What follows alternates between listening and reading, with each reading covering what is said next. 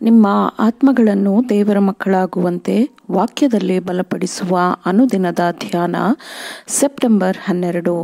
Ellen G white ರವರ sons and daughters of god ಎಂಬ ಪುಸ್ತಕದ 256ನೇ ಪುಟ. ಶೀರ್ಷಿಕೆ: ನೀತಿಯುಳ್ಳ ಸಭೆಯ ಸದಸ್ಯರು.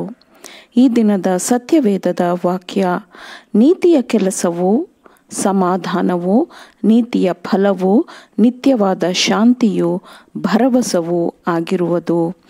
ಯೆಶಾಯ 32ನೇ ಅಧ್ಯಾಯ 17ನೇ ವಚನ.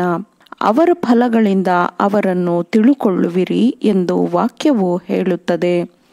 ಸೌಮ್ಯ ಮತ್ತು ಶಾಂತ ಮನೋಭಾವದ ಆಂತರಿಕ ಸೌಂದರ್ಯವು ಅತ್ಯಮೂಲ್ಯವಾದದ್ದು. ನಿಜವಾದ ಕ್ರೈಸ್ತೀಯನ ಜೀವನದಲ್ಲಿ ಹೊರಗಿನ ಅಲಂಕಾರವು ಯಾವಾಗಲೂ ಆಂತರಿಕ ಶಾಂತಿ ಮತ್ತು ಪರಿಶುದ್ಧತೆಗೆ ಹೊಂದಿಕೆಯಾಗಿರುತ್ತದೆ. ಹೀಗೆ ಸದಸ್ಯರ ನೀತಿವಂತಿಕೆಯಲ್ಲಿ ಸಭೆಯು ಸ್ಥಾಪನೆಯಾಗುತ್ತದೆ. ದೇವರ ಜನರು ದೃಢವಾದ ಮತ್ತು ಅಚಲವಾದ ನಂಬಿಕೆಯನ್ನು ತೋರಿಸಬೇಕು. ಸತ್ಯವೇದವು ಅವರಿಗೆ ಮಾನದಂಡವಾಗಿರುತ್ತದೆ. ಅವರಲ್ಲಿ ಪರಲೋಕದಿಂದ ಹೊರಡುವ ಶ್ರೀಮಂತವಾದ ಕೃಪೆಯ ಪ್ರವಾಹವು ಬೆಳಕನ್ನು ಉಂಟುಮಾಡುತ್ತದೆ. ಅದನ್ನು ಅವರು ಇತರರಿಗೆ ನೀಡಬೇಕು. ಸತ್ಯವು ಅದರ ಸಂಪೂರ್ಣವಾದ ಬಲದಲ್ಲಿ ಪ್ರಕಟವಾಗಬೇಕು. ಕಾರ್ಯದಲ್ಲಿಯೂ ಸತ್ಯದಲ್ಲಿಯೂ ದೇವರ ಆಜ್ಞೆಗಳನ್ನು ಪಾಲಿಸುತ್ತಾ ಈ ಕೆಲಸವನ್ನು ಮಾಡುವವರನ್ನು ದೇವರ ಜೊತೆಗಿನ ಸಹ ಕೆಲಸಗಾರರು ಎಂದು ಪರಿಗಣಿಸಲಾಗುತ್ತದೆ.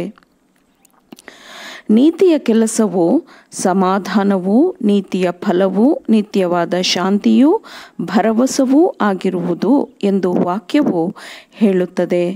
ಸಭೆಯ ಚರಿತ್ರೆಯ ಆದಿಯಿಂದಲೂ ಅಂತ್ಯದವರೆಗೂ ತನ್ನ ಜನರಿಗೆ ಕ್ರಿಸ್ತನು ಈ ವಾಕ್ಯದಲ್ಲಿ ಹೇಳುವ ಎಲ್ಲವೂ ಆಗಿರುತ್ತಾನೆ.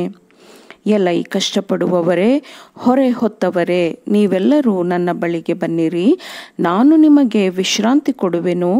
ನಾನು ಸಾತ್ವಿಕನೂ ದೀನ ಮನಸ್ಸುಳ್ಳವನೂ ಆಗಿರುವುದರಿಂದ ನನ್ನ ನೊಗವನ್ನು ನಿಮ್ಮ ಮೇಲೆ ತೆಗೆದುಕೊಂಡು ನನ್ನಲ್ಲಿ ಕಲಿತುಕೊಳ್ಳಿರಿ. ಆಗ ನಿಮ್ಮ ಆತ್ಮಗಳಿಗೆ ವಿಶ್ರಾಂತಿ ಸಿಕ್ಕುವುದು.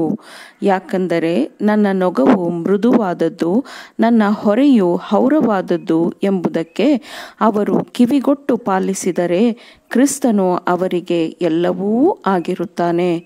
ಕ್ರಿಸ್ತನೇ ತನ್ನ ಜನರಿಗೆ ಜೀವವೂ ಮತ್ತು ಬಲವೂ, ದಕ್ಷತೆಯೂ ಮತ್ತು ಅಧಿಕಾರವೂ, ಜ್ಞಾನವೂ ಮತ್ತು ಪರಿಶುದ್ಧತೆಯೂ ಆಗಿರುತ್ತಾನೆ. ಕ್ರಿಸ್ತನ ಅಧಿಕಾರಕ್ಕೆ ನೀವು ಮಣಿದು ಆತನ ಪ್ರೀತಿಯಿಂದ ತುಂಬಿಕೊಂಡರೆ, ಆತನ ಸಂಪೂರ್ಣತೆಯಿಂದ ತುಂಬಿಕೊಂಡರೆ, ಮಕ್ಕಳು, ಯುವಕರು ಮತ್ತು ಯುವಕರಾದ ಶಿಷ್ಯರು ದೈವಿಕತ್ವವು ಮತ್ತು ದೈವಿಕ ತತ್ವಗಳು ಏನನ್ನು ಒಳಗೊಂಡಿರುತ್ತವೆ ಎಂಬ ಪ್ರಭಾವಕ್ಕೆ, ಅದರ ಗುಣಲಕ್ಷಣಗಳಿಗೆ ನಿಮ್ಮನ್ನು ನೋಡುತ್ತಾರೆ. ಹೀಗೆ ದೇವರಿಗೆ ವಿಧೇಯರಾಗುವ ಹಾದಿಯಲ್ಲಿ ಅವರನ್ನು ಮುನ್ನಡೆಸುವ ಸಾಧನವು ನೀವಾಗಿರುತ್ತೀರಿ. ಆಗ ದೇವರ ಪರೀಕ್ಷೆಯನ್ನು ಹೊಂದಿಕೊಂಡಿರುವ ಪ್ರಭಾವಗಳನ್ನು ನೀವು ಬೀರುವವರಾಗಿರುತ್ತೀರಿ ಮತ್ತು ನಿಮ್ಮ ಕೆಲಸವನ್ನು ಚಿನ್ನ, ಬೆಳ್ಳಿ ಮತ್ತು ಅತ್ಯಮೂಲ್ಯವಾದ ಕಲ್ಲುಗಳಿಗೆ ಹೋಲಿಸಲಾಗುತ್ತದೆ. ಯಾಕೆಂದರೆ ಅದು ನಾಶವಾಗದ ಸ್ವಭಾವವನ್ನು ಹೊಂದಿರುತ್ತದೆ. ಧರ್ಮವು ನಿಮ್ಮಲ್ಲಿ ಏನು ಮಾಡಬಹುದು ಎಂಬುದನ್ನು ತಿಳಿದುಕೊಳ್ಳುವುದಕ್ಕೆ ಅನೇಕರು ನಿಮ್ಮ ಕಡೆ ನೋಡುವವರು ಇದ್ದಾರೆ.